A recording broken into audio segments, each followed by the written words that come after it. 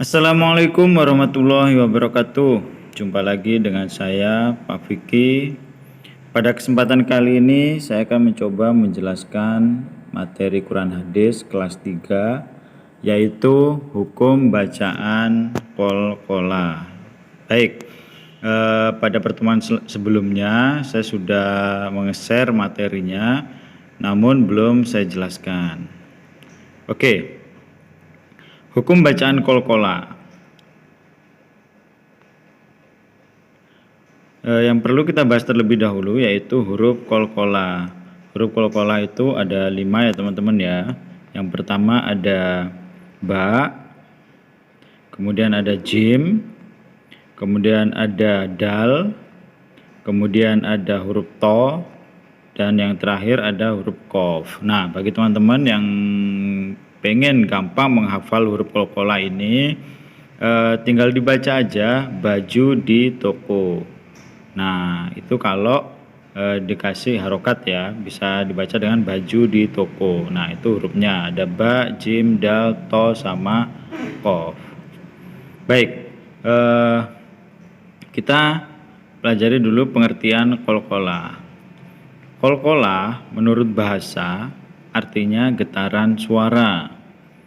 Sedangkan qalqalah menurut istilah yaitu membunyikan dengan suara yang memantul keluar dari makhraj hurufnya yang disebabkan oleh sukun.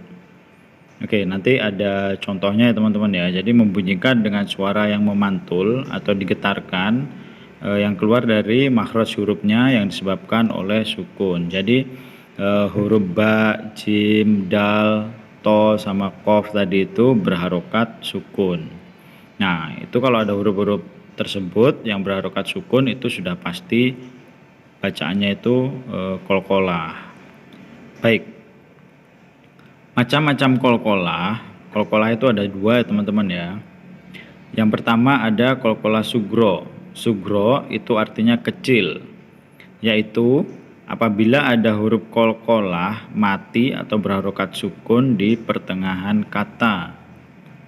Nah, itu tadi ya teman-teman ya, kalau ada huruf qalqalah, 5 huruf qalqalah tadi itu mati atau berharokat sukun, namun letaknya itu di pertengahan kata atau pertengahan kalimat. Baik, selanjutnya yang kedua yaitu qalqalah kubro, atau kubro itu artinya besar, yaitu apabila ada huruf qalqalah mati di akhir kalimat, baik karena waqaf atau asli berharokat sukun. Jadi di sini kalau di akhir kalimat itu kan meskipun ada harokatnya selain sukun ya teman-teman ya, itu kan kita baca mati ya teman-teman ya. Misal kalau di akhir misal mim masad, nah, ada lagi misal kul a'udzu birabbil falaq. Nah, kan sebenarnya itu kan qafnya itu kan enggak mati ya teman-teman ya, namun karena di akhir kalimat kita baca mati. Oke, itu berarti contoh dari qalqalah kubro. Oke, selanjutnya contoh qalqalah sugro dulu ya teman-teman ya. Baik, yang pertama ada yaqta'una.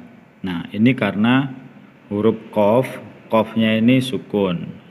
Kemudian yang kedua ada yaj'aluna. Nah, jimnya kan sukun. Nah, ini di tengah kalimat ya teman-teman ya. Saya rasa kalau di awal kalimat itu enggak ada ya teman-teman ya. Yang ada itu di tengah. Karena kalau di awal huruf sukunnya tanda sukunnya di awal, cara bacanya kan nanti bisa bingung sendiri. Oke, jadi di tengah itu ada contoh qalqalah sugro. Yang ketiga ada yad'una. Nah, itu yang dal sukun. Kemudian yang keempat ada yatma'una. Nah, jadi suaranya itu digetarkan ya teman-teman ya, atau dipantulkan.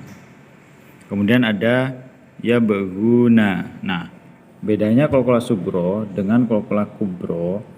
Kalau sugro cara memantulkannya itu lebih kecil ya teman-teman ya. Jadi itu tadi contoh dari qalqalah sugro, ada yaqta'una. Nah, itu contoh qalqalah sugro hurufnya qaf. Kemudian ada di situ juga huruf jim, to, dal, sama ba. Oke, selanjutnya ada contoh qalqalah kubro.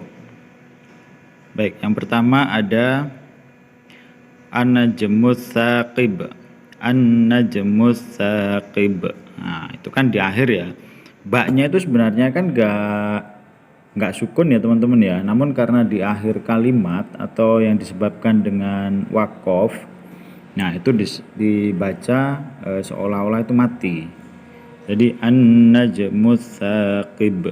Nah, itu contoh qalqalah kubro yang berhuruf ba. Kemudian ada lagi Qul huwallahu ahad. Nah, itu dal ya teman-teman ya. Kemudian ada lagi